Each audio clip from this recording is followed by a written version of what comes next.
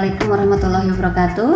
Jumpa lagi di channel kesayangan kita tentang emosi. Nah, kali ini saya akan membahas tentang peran penting emosi, terutama dalam kehidupan kita sebagai manusia yang selalu berinteraksi, yang selalu mengekspresikan perasaan kita lewat tutur kata, lewat aura, lewat body language. Nah, sebenarnya apa sih yang tercermin dari itu semua gitu ya? Sebenarnya buat apa sih ada emosi? Kenapa sih orang itu emosional? Nah, tentu saja kita ingin mengetahui sebenarnya emosi itu sangat berfungsi baik dalam kehidupan kita. Emosi bukan hanya untuk survival atau sekedar untuk mempertahankan hidup, tetapi di dalam emosi tercermin beberapa hal. Ada di situ sebagai energizer dan juga sebagai messenger. Bagaimana sebenarnya ketika emosi berperan sebagai survival? Dalam hal ini, emosi dikaitkan sebagai sarana untuk mempertahankan hidup. Emosi memberikan kekuatan pada manusia untuk membeda dan mempertahankan diri terhadap adanya gangguan atau rintangan. Adanya perasaan cinta, sayang, cemburu, marah, ataupun juga benci, itu sebenarnya membuat manusia dapat menikmati hidup dalam kebersamaan dengan manusia lain. Emosi juga sebagai energizer atau pembangkit energi. Pembangkit energi dalam hal apa?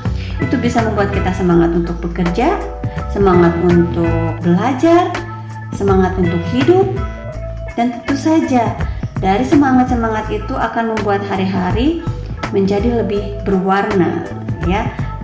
Contohnya ketika kita bahagia hari ini, mood booster pagi ini energizernya positif nih. Ternyata emosi yang keluar pun positif.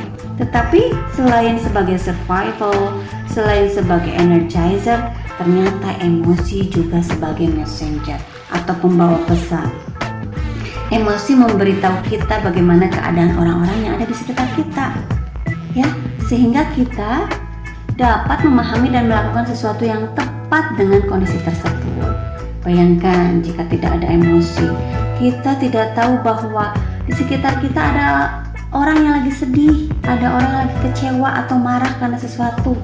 Dan dalam keadaan seperti itu tidak mungkin kita kan tertawa-tawa, bahagia, sementara orang yang di pinggir kita atau di sekeliling kita mereka lagi sedih, kecewa, cemas gitu ya. Seolah-olah kita tidak memiliki empati terhadap perasaan yang lagi mereka rasakan. Nah, Harlock menyatakan bahwa individu itu memiliki emosi dominan dalam dirinya. Emosi dominan adalah salah satu atau beberapa jenis emosi yang berpengaruh kuat terhadap perilaku individu. Emosi dominan tidak ditentukan oleh faktor bawaan, tetapi lebih berhubungan dengan faktor lingkungan tempat individu itu tumbuh, berhubungan dengan orang yang berarti untuk kehidupannya dan bimbingan yang diterima dalam mengendalikan emosi. Nah, emosi yang dominan pada diri individu akan mempengaruhi kepribadian anak dan mempengaruhi kemampuan sosialnya. Nah, secara umum, emosi memiliki fungsi dan peranan dalam kehidupan seseorang. Salah satunya, yang pertama, merupakan bentuk komunikasi sehingga anak dapat menyatakan segala kebutuhan dan perasaannya pada orang lain. Dan yang kedua, emosi berperan dalam mempengaruhi kepribadian dan penyesuaian diri anak dengan lingkungannya. Karena ternyata tingkah laku emosi anak yang ditampilkan merupakan sumber penilaian lingkungan sosial terhadap dirinya. Lalu, emosi menyenangkan atau tidak menyenangkan dapat mempengaruhi interaksi sosial anak melalui reaksi-reaksi yang ditampilkan lingkungannya. Selain itu, emosi dapat mempengaruhi iklim psikologis lingkungan. Contohnya apa nih? Tingkah laku emosi anak yang ditampilkan dapat menentukan iklim psikologis lingkungan. Artinya, jika ada seorang anak yang pemarah dalam suatu kelompok, maka dapat mempengaruhi kondisi psikologis lingkungannya saat itu. Misalnya, permainan jadi tidak menyenangkan, timbul pertengkaran atau mungkin justru bubar. Selanjutnya, tingkah laku yang sama dan ditampilkan secara berulang dapat menjadi satu kebiasaan. Artinya, jika seorang anak yang ramah dan suka menolong merasa senang dengan perilakunya tersebut dan lingkungan pun menyukainya, maka anak akan melakukan perbuatan tersebut berulang-ulang hingga akhirnya menjadi kebiasaan.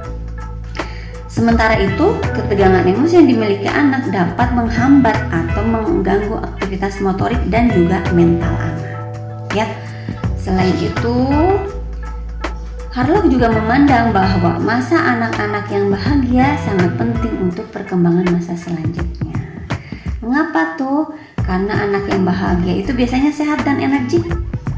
Anak yang bahagia juga memiliki banyak kegiatan yang benar-benar ada tujuannya gitu ya. Tidak hanya beraktivitas yang tidak tanpa tujuan gitu. Kebahagiaan juga mewarnai wajah anak dengan ekspresi gembira sehingga orang menanggapinya secara positif dan bahkan mungkin menyetrum kebahagiaan itu kepada orang lain gitu ya. Banyak hal yang membuat ketika anak bahagia, orang tuanya pun ikut bahagia, atau bahkan sebaliknya, kebahagiaan orang tua nanti tercermin juga di kebahagiaan anak. Nah, dari beberapa peran emosi positif tersebut, kita rangkum bahwa emosi berperan penting dalam berbagai aspek. Yang pertama, dalam aspek kognitif. Ternyata emosi bisa meningkatkan kemampuan mengingat dan proses berpikir, meningkatkan peran aktif siswa dalam belajar, meningkatkan kemampuan eksplorasi dan rasa ingin tahu sehingga individu menjadi lebih kreatif, dan meningkatkan kemampuan pemecahan masalah dan pemahaman situasi menjadi lebih baik. Nah, dari aspek sosial emosi bagaimana? Ternyata menjadi individu yang lebih resilient. Resilient itu tangguh, tough, tidak mudah goyah, dan juga membuat anak itu berprestasi dan bahagia. Selain itu, meningkatkan kemampuan coping yang lebih efektif terhadap stres dan berperan melawan kondisi-kondisi negatif. Selain itu, meningkatkan keterampilan sosial sehingga menjadi individu yang lebih hangat, spontan, dan ekspresif. Selain itu, menjadi individu yang lebih berperasaan, mengasah empati di situ ya. Lalu dari aspek pekerjaan, ya mungkin untuk orang dewasa ya. Di sini dengan menampilkan emosi atau mengekspresikan perasaan kita lewat emosi, ternyata bisa meningkatkan performa kerja, bisa meningkatkan kemampuan kooperatif dan negosiasi yang lebih baik, meningkatkan efektivitas, altruism, dan compliance dalam bekerja. Compliance itu rasa terima kasih, gitu ya.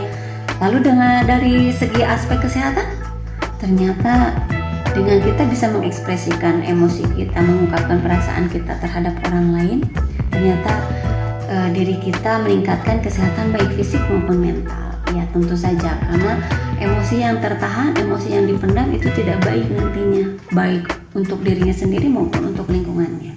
Ya, jadi tetaplah berekspresi, tetaplah mengekspresikan emosi itu secara positif sehingga menjadi emosi yang produktif.